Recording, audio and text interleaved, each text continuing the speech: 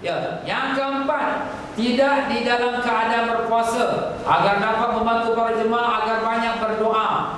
Jadi kalau tuan-tuan dan puan-puan ni kita dengar dalam hadis Nabi SAW menyebutkan kalau kita puasa hari Arafah, 1 tahun dosa itu diampunkan dan 1 tahun dosa yang akan datang diampunkan.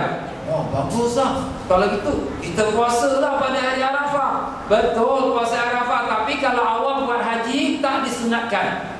Kenapa Ustaz? Sebab bila kita dah puasa, kita dah lembik. Bila dah lembik nak angkat tangan pun tak larat. Kemudian Ustaz pula panjang-panjang, Ustaz ni bila nak habis. Dia ingat itu pula. Padahal tadi kita dah dengar dah, Allah Ta'ala tanya, apa yang kamu nak? Aku nak bagi ni, nak bebaskan neraka, nak ampunkan dosa, nak terima taubat, macam-macam Allah nak bagi. Kita tak larat lah Ustaz. Sebab tu di sini tak disunatkan. Sebab tu Nabi SAW masa wukuf di atas unta, Nabi minta susu. Sahabat membawa datang susu, Nabi pun minum depan-depan orang ramai. Nabi nak tunjukkan orang ramai, aku tidak puasa. Jadi sunatnya tidak berpuasa. Tapi kalau kita tidak wukuf Arafah, macam kita di Singapura, kita tidak wukuf, memanglah sunat puasa Arafah pada tanggal 9 Zulhijjah. Itu tuan-tuan ya. Yang kelima, sentiasa dalam keadaan suci dari hadas. Kalau boleh sepanjang kita berada di waktu wukuf tu, daripada zuhur sampailah kita masuk maghrib dalam suci. Batal wudu, ambil air wudu. Batal wudu, ambil wudu. Itu sebaik-baiknya.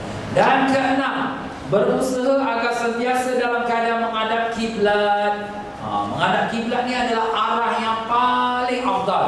Kalau kita kat rumah pun tak ada apa-apa, kita duduk-duduk wirid, duduk-duduk baca Quran, menghadap kiblat. Macam itulah juga kalau sekiranya kita duduk di padang Arafah, menghadap kiblat. Jadi kalau kita terus nak doa pun kita dah memang menghadap kiblat. Itu yang terpaling afdal. Yang ketujuh, sentiasa dalam keadaan khusyuk dan berdoa, jauh dari pembicaraan hal urusan dunia.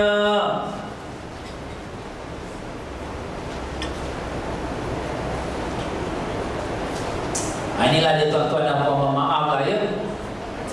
Kadang-kadang masanya dia untuk berdoa tu sekejap aja, 10 minit dah habis, 15 minit dah habis.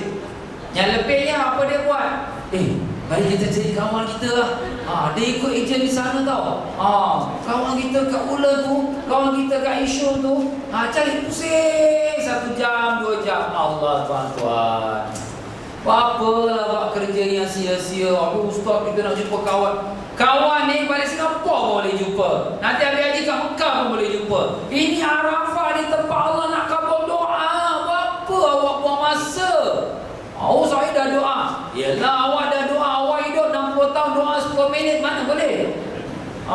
Tu 60 tahun tu macam-macam masalah. Anak, isteri, keluarga, ekonomi, dan masalah kita ke akhirat di padang mahsyar, nak timbangan amalan kita, nak sembrang di batas sirat, macam-macam lagi.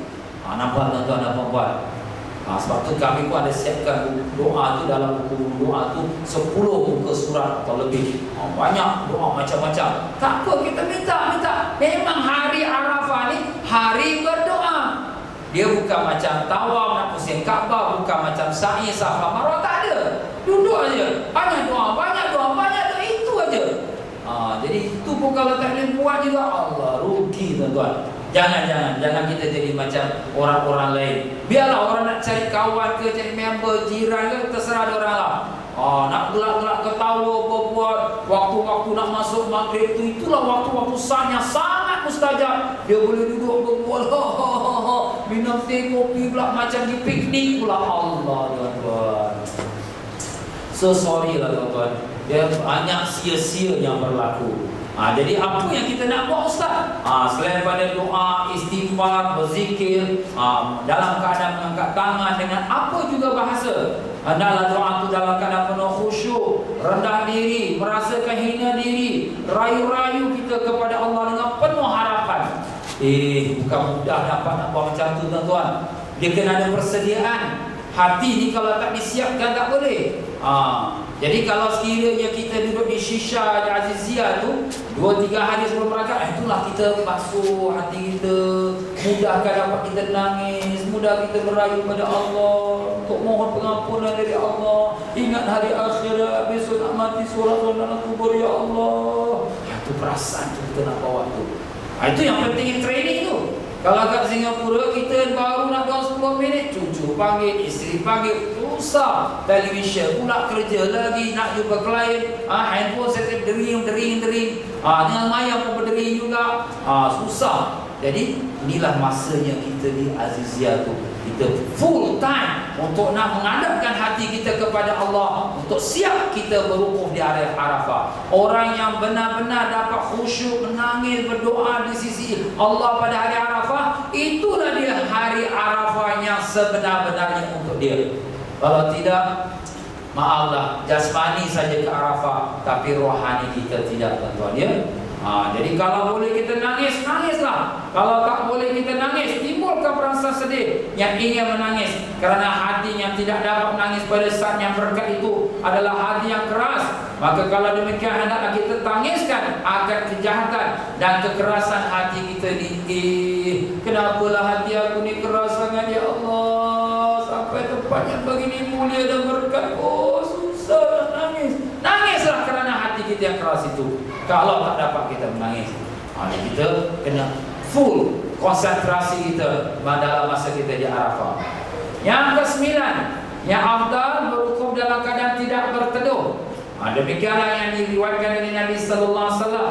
Namun jika bimbang kemudaratan, maka tidak mengapa berteduh dari panas dan cubalah keluar dari kemah setelah asar ketika cuaca mula redup. Jadi tuan-tuan dan puan-puan dia, Nabi sallallahu alaihi wasallam di Arafah tak ada kemah. Habis macam mana Ustaz? Nabi duduk ke Arafah, duduk bawah matahari. Di atas untanya bawah matahari. Kita kalau mau macam tu tuan-tuan, tak larat. Sebab badan kita ni mungkin tak semampu Nabi sallallahu alaihi wasallam. Jadi kita duduk dalam kemah. Tengah hari tu tak apalah kita duduk dalam kemah.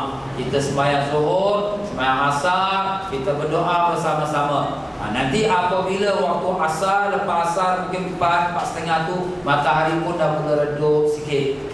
Ia taklah tersangat panas, boleh tahanlah, tidak tersangat rasa panasnya.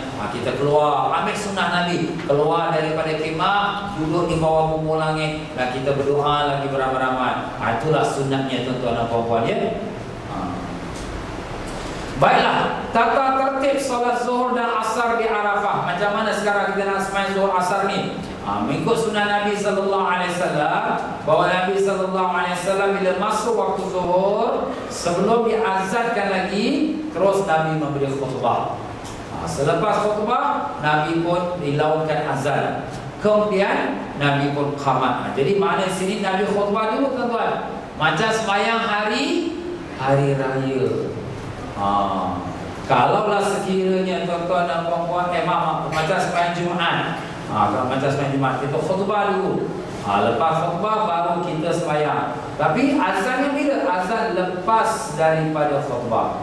Lepas tu lepas azan qamat, lepas qamat salat zuhur 2 rakaat, kemudian qamat lagi, kemudian salat asar 2 rakaat. Itulah dia tuan-tuan. Tidak dikerjakan sembarang solat sunat qabliyah atau ba'diyah, tak ada. Ini Nabi sallallahu alaihi wasallam buat. Kenapa Nabi buat sembahyang zuhur jamak dengan asar? Sebab Nabi sallallahu alaihi wasallam musafir. Kenapa buat qasar 2 rakaat? Kerana Nabi masih musafir. Jadi orang musafir boleh sembahyang jamak dan boleh sembahyang qasar. Qasar itu 2 rakaat. Jadi tuan-tuan dan puan-puan, masalah sembahyang jamak ni ada khilaf ulama lah. Ya, mengenai kenapa Nabi sembahyang jamak dan qasar di Arafah. Jadi ada yang orang mengatakan, apakah Nabi buat tu kerana nusuk, kerana ibadat haji, atau kerana Nabi musafir? Apa beza Ustaz kalau kerana nusuk atau kerana musafir? Kalau kerana nusuk, kerana ibadat haji, makna semua orang yang buat ibadat haji wukuf Arafah boleh jamak dan qasar.